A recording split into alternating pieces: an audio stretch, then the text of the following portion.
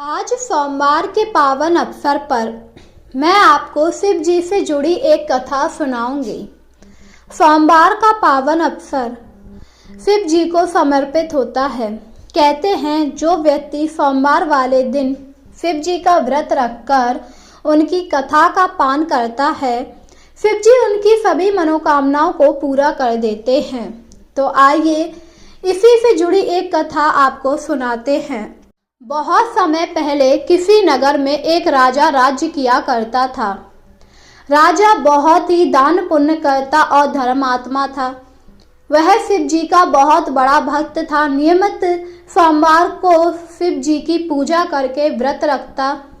इसी के साथ सोमवार वाले दिन वह बहुत भारी भंडारा कराया करता था। उसकी आस्था शिव जी में बहुत अधिक थी। उस राजा के एक ही पुत्र था जिसे वह बहुत प्रेम करता। पुत्र मोह में वह अपने राजकुमार की कभी कभी छोटी मोटी गलतियां माफ कर दिया करता था। इकलौते होने की वजह से राजकुमार अपने पिताजी के काफी प्रिय थे। वहीं राजा हमेशा भगवान शिव से एक ही प्रार्थना करता कि वह उसके पुत्र की रक्षा करें। धीरे धीरे समय गुजर रहा था। राजकुमार अब राज्याभिषेक के योग्य हो चुके थे, जिसे देखकर राजा काफी ज्यादा खुश थे, क्योंकि अब राजा भी बूढ़े हो चुके। तो उन्होंने सोचा कि वह अपने पुत्र का राज्य अभिषेक करा दें, और यही सोचकर उन्होंने दूसरे पड़ोसी देश की राजकुमारी से अपने पुत्र का विवाह कर दिया। विवाह के बाद राजकुमार में काफी बड़ा बदलाव आया। वह अब सिर्फ अपनी पत्नी की ही बात सुना करते थे, अपने पिता की कोई बात नहीं सुनते। पर राजा ने इसे नजरअंदाज किया और अपने पुत्र का राज्याभिषेक कर दिया, जिससे राजा रानी काफी ज्यादा खुश हुए। शुरुआत में तो सब कुछ सही चल रहा था, पर धीरे धीरे राजकुमार प्रजा पर अत्याचार करने लगे। ये सब देखकर राजा काफी ज्यादा परेशान हुए। उन्होंने राजकुमार को समझाया कि वह प्रजा पर अत्याचार ना करें, क्योंकि अगर वो प्रजा पर अत्याचार करेंगे तो वो राजा बनने योग्य नहीं हैं, क्योंकि इसी प्रजा से वो राजा हैं। पर उनके पुत्र ने यह कहकर उन्हें दूर कर दिया कि अब वो राजा हैं, ना कि वो। ये सुनकर राजा काफी ज्यादा दुखी हुए, क्योंकि कल तक जो पुत्र उन्हें बहुत प्रेम करता था वह आज उनकी कोई बात नहीं सुन रहा। वहीं राजा हर सोमवार को व्रत करने के लिए मंदिर जाया करते थे। पूजा करके वह भंडारा कराते थे।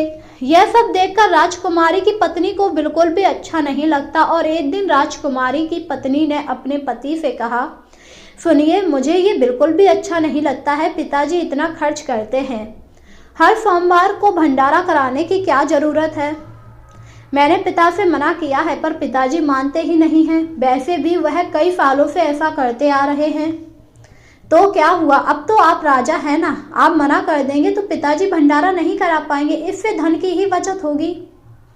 यह सुनकर राजकुमार ने अपने पिता से कहा, पिताजी, अब आप सोमवार को भंडारा नहीं कराया करेंगे।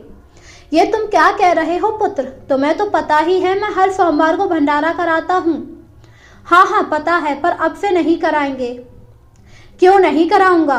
वैसे भी तुम नए राजा हो, मैं पुराना राजा हूँ और मैं भंडारा कराता आया हूँ। ये मेरा संकल्प है। क्या तुम अपने पिता का संकल्प पूरा नहीं करोगे? नहीं, मैं नहीं चाहता हूँ इन फालतू के कामों में धन खर्च हो। अब आप सोमवार को भंडारा नहीं कराएंगे, समझ लिए? यह सुनकर राजा रानी काफी ज्यादा दुखी हुए।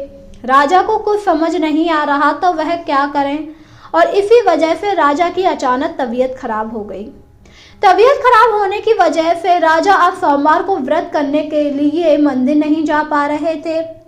जब वह मंदिर नहीं जा पाए तो उन्होंने अपनी पत्नी से कहा, सुनो, राजकुमार से कहकर महल में ही एक छोटा सा मंदिर बनवा दो, मैं यही पूजा कर लिया करूँगा। ठीक है, मैं राजकुमार से बात करके देखती हूँ। यह कहकर रानी वहां से चली आई और अपने पुत्र से बोली, पुत्र, तुम्हारे पिताजी की तबीयत बहुत ज्यादा खराब है।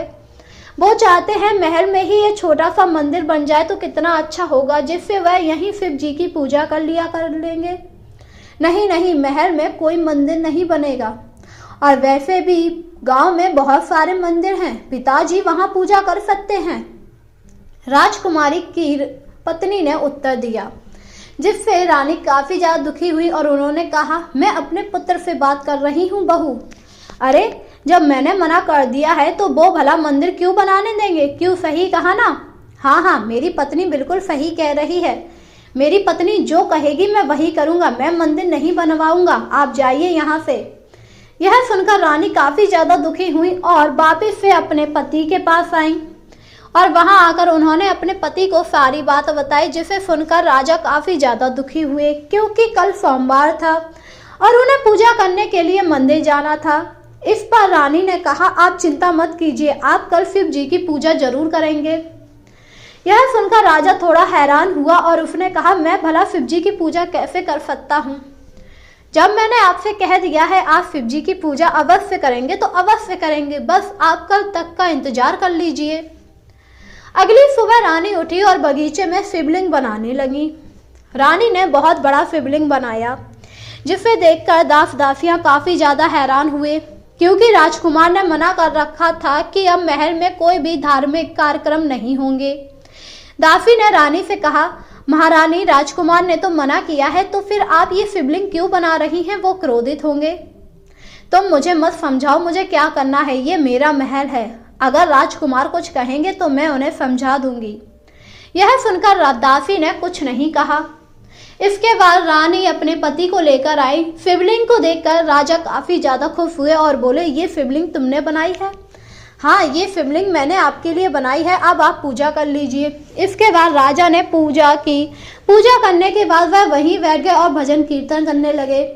इसके बाद वह अपने कक्ष में वापिस आ गए। वहीं दूसरी तरफ जब राजकुमार को पता लगा बगीचे में शिवलिंग बन गया है तो राजकुमार और उसकी पत्नी को काफी ज्यादा क्रोध आया और वह लोग बगीचे में आ गए जहां पर बहुत बड़ा शिवलिंग था।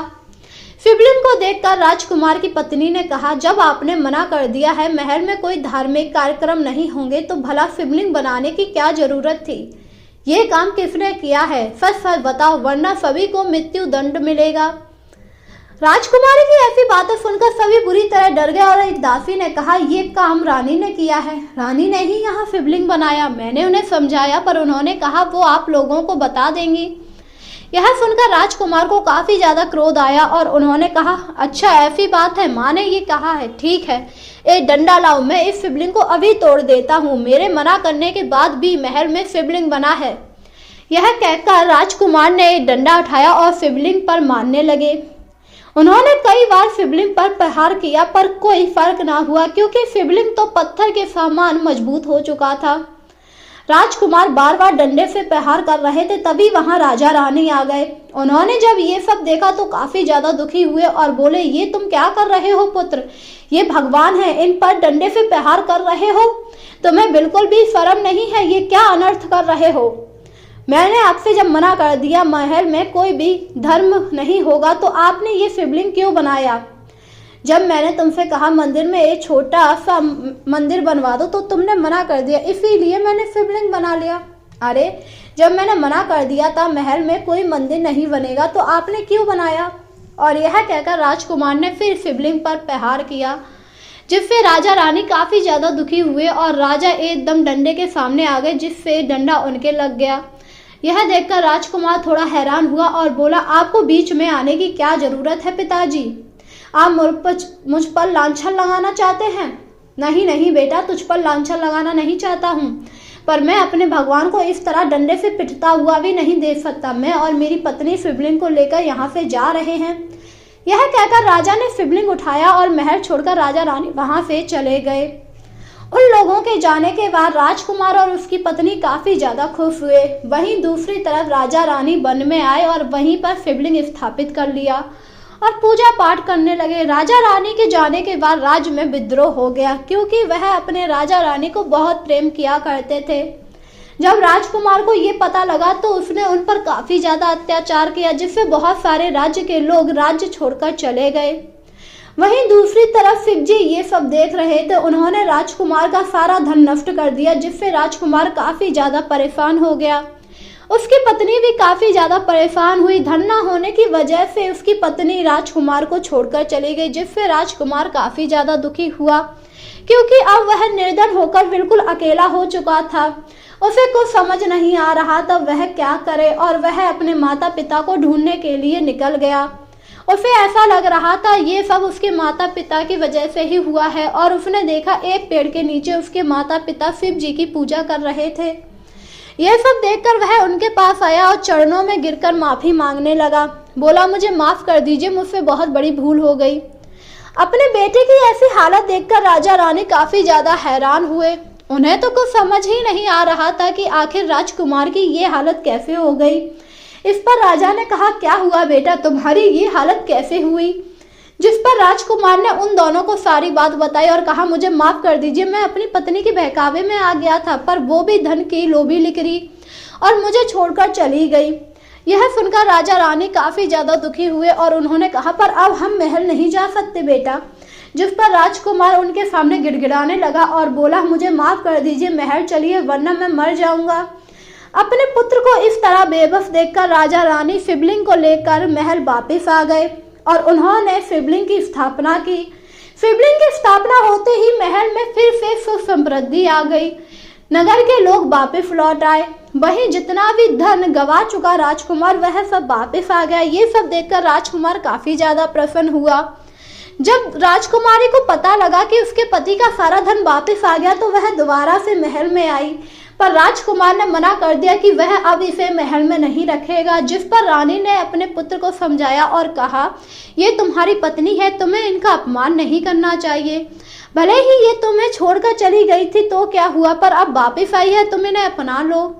वहीं वह भी काफी ज्यादा दुखी थी और अपने पति और अपने सास ससुर से माफी मांग रही थी। मुझे माफ कर दो, मैं घमंड में चूर हो गई थी, इसीलिए मैंने ऐसा कुछ किया, मुझे माफ कर दो।